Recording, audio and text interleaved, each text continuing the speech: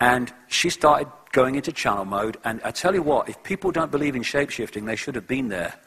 When this lady goes into this channel mode, her face changed, her voice changed, everything changed. And I'm new to this, I'm presenting the sport. And I'm like, bloody hell, what am I into here? This woman's just changed, like, unbelievable. And she starts channeling this information. And all these years later, nearly 20 years later, it absolutely stands the test of time. And this is what it said. The source gave the name Magnu, but it's just an energetic source of consciousness.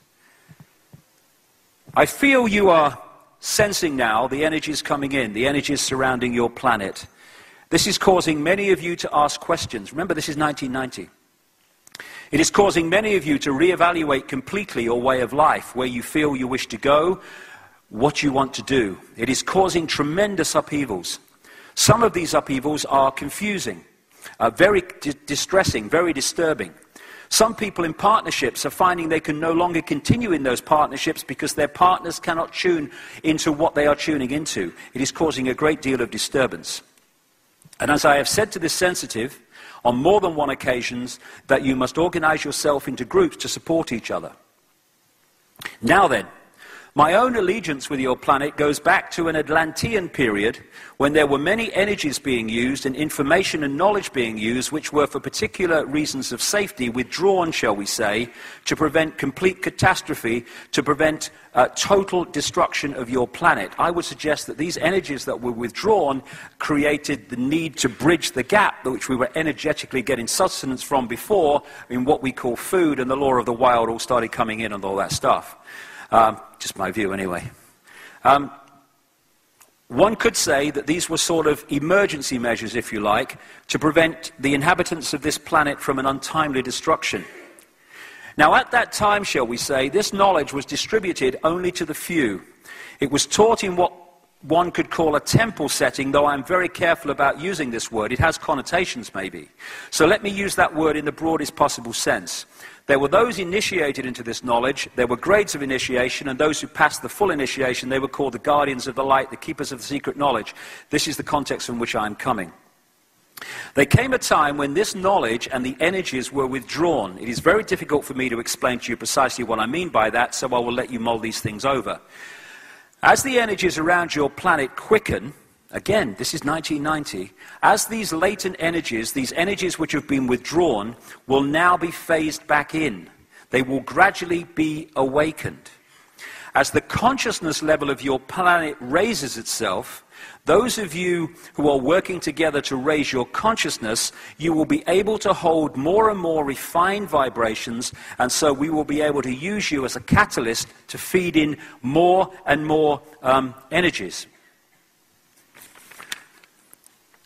As more of you raise yourselves to meet the challenge, so we can awaken more of these energies. Now, energy is consciousness, and the energies themselves contain the knowledge and the information which is beginning to surface again in your consciousness. So many of you will remember the Atlantean times. You will remember that you communicated with, say, dolphins and whales. You understood these other sentient creatures. This is the lion and the lamb period I was talking about earlier. You could levitate. You could manifest things. You could cause spontaneous combustion by not miraculous means at all. Once you know what you're doing, these things follow. It's a matter of order. Now, I'm looking at a time on your planet when these energies, this knowledge, is reawakened and reintegrated into your consciousness. I'm not looking at a time when this knowledge will be for the few, but when your whole planet will be awakened to this understanding which you have simply forgotten.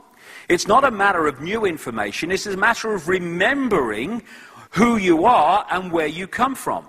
So you're being asked to change. You are being asked to change in a total way. It is not a matter of small changes, a little thing here, a little thing there.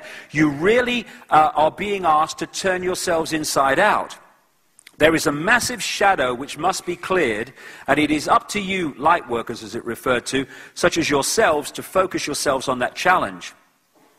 Those of you who are in the forefront of this, you are rather like a snowplow. You are the thin end of the wedge. You really have, how shall I put this, to a certain extent I suppose you have the shitty end of the job.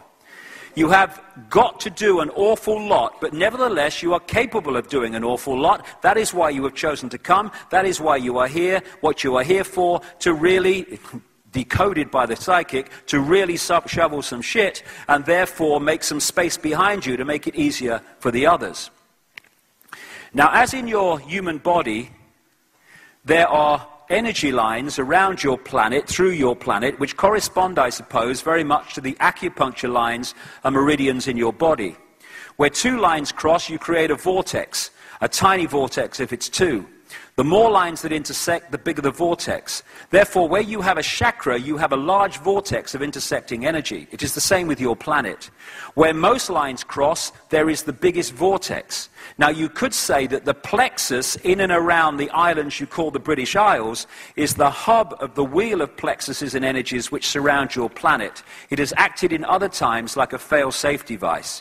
In order to activate these chakric points upon your planet, the energies must pass through the central point. They must pass through the heart of the pattern.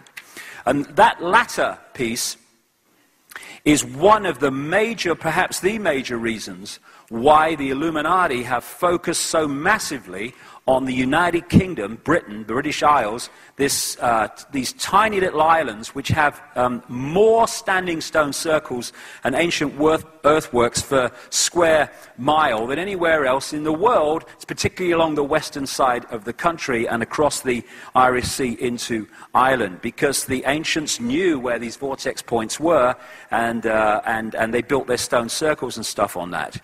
Another thing that seems to be happening, which I'm picking up as the months pass, is that stuff that's not reported in the mainstream media, obviously, and mainstream science, is that there are changes going on in the sun which are very different. That could well be another manifestation of this energetic change, because the ancients who focused on the sun, yes, people focused on the sun because it was warm, it was the source of warmth and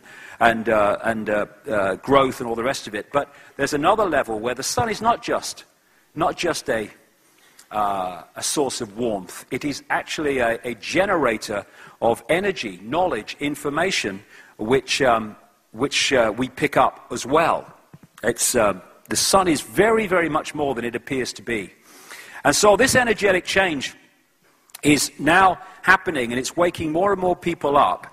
And we've got a choice to lay back on the airbed or go on the canoe and flow with it and enjoy it, or we can try to hold it back, and we can try to all hold on to our old lives and the old way of doing things and the old perceptions, in which case we're going to be using more and more energy just trying to stand still and hold on to what was, because this energy of transformation is going to change everything.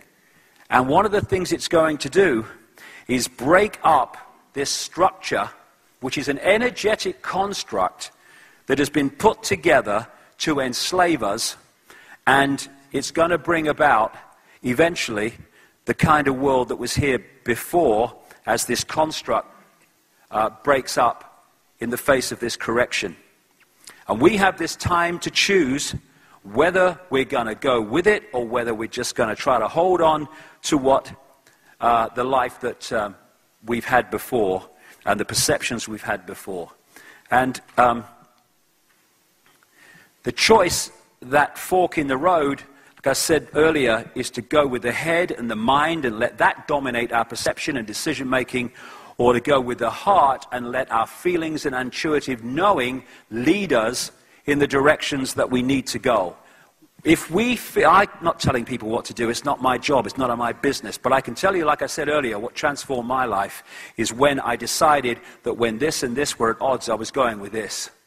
And I tell you what, it transforms your life from an existence to an amazing synchronistic series of coincidences that make life much more interesting, much more enjoyable, and much more full of vitality than just mind following the programs round and round and round and round.